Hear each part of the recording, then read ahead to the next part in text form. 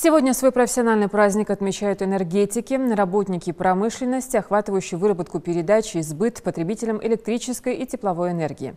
97 лет назад, 22 декабря, на 8-м Всероссийском съезде Советов был принят государственный план электрификации России. В честь этого события и был ознаменован праздник День энергетика.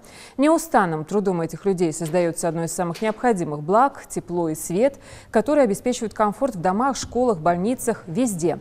В Магасе День энергетика отметили праздничным концертом. Лучших представителей энергетической отрасли региона отметили наградами, почетными грамотами и ценными подарками от руководства ведомства, парламента и правительства республики.